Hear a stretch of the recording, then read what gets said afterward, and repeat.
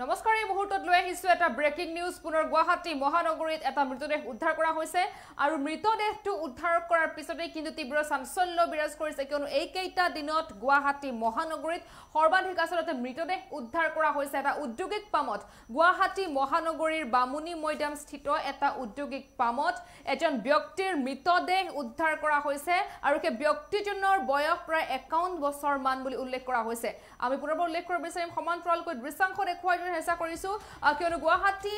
মহানগৰীৰ বামুনী মৈদাম স্থিত উদ্যোগিক পামত এটা মৃতদেহ উদ্ধাৰ কৰা হৈছে ডাঙৰ খবৰ বুলি ক'ব লাগিব সমান্তৰালকৈ গুৱাহাটীৰ বামুনী মৈদাম স্থিত উদ্যোগিক পামত এটা মৃতদেহ উদ্ধাৰ কৰা হৈছে উদ্যোগিক পামৰ ভিতৰতে নিজৰ শুৱনি কোঠাত এগৰাকী লোকৰ মৃতদেহ উদ্ধাৰ কৰা হৈছে মৃত ব্যক্তিগৰাকী শিৱসাগৰ ডিমু নিবাসী শ্যামল দে বুলি জনা পৰা গৈছে আৰু সেই শ্যামল দেৰ বয়স হৈছে 51 বছৰ আৰু এটা প্ৰতিষ্ঠানত লোকজন ওয়েল্ডাৰ হিচাপে বিগত 2 বছৰৰ পৰা কৰ্মৰত হৈ আছিল ডাঙৰ খবৰ জনাই যোৱাৰ চেষ্টা কৰিছো কিয়নো এই কেইটা দিনত গুৱাহাটী মহানগৰীত বহু কেইটা মৃতদেহ উদ্ধাৰ কৰা হৈছে আৰু এইবাৰ গুৱাহাটীৰ বামুনী মৈদাম স্থিত এটা উদ্যোগিক পামত উদ্ধাৰ কৰা হৈছে মৃতদেহ আৰু মৃতদেহ উদ্ধাৰ কৰাৰ পিছতে কিন্তু তীব্ৰ চাঞ্চল্য বিৰাজ কৰিছে আমি জনাই যোৱাৰ চেষ্টা কৰিছো আৰু মৃত ব্যক্তিগৰাকী শিৱসাগৰৰ ডিমু নিবাসী শ্যামল দে বুলি জানিব পৰা গৈছে শ্যামল দেৰ বয়স হৈছে 51 বছৰ প্ৰতিষ্ঠানটোত লোকজন ওয়েল্ডাৰ হিচাপে বিগত 2 বছৰৰ পৰা কৰ্মৰত হৈ আছে আৰু ঘটনাস্থলীত ইতিমধ্যে চানমাৰী আৰক্ষী উপস্থিত হৈছে আমি সমান্তৰালকৈ কিছু দৃশ্যাংশ দেখুৱাই যোৱাৰ চেষ্টা কৰিছো কিয়নো মহানগৰী বামুনী মৈদাম স্থিত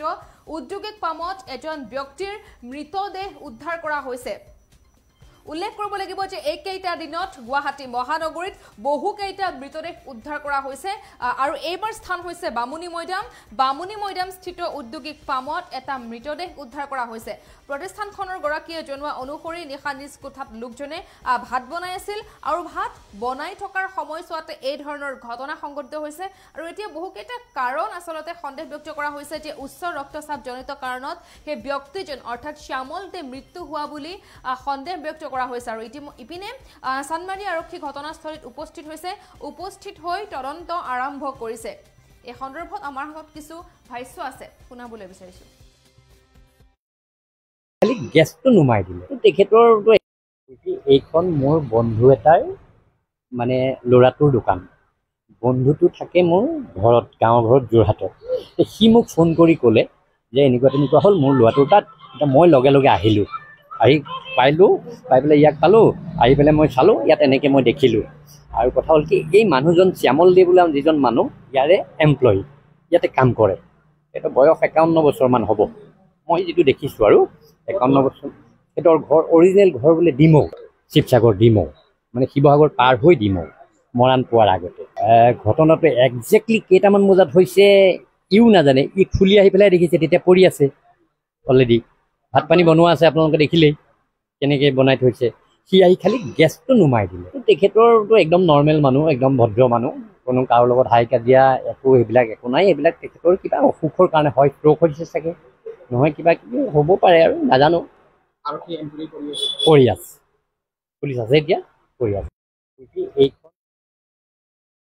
যিকোনো খবৰৰ বাবে যোগাযোগ কৰক আমাৰ এই নম্বৰত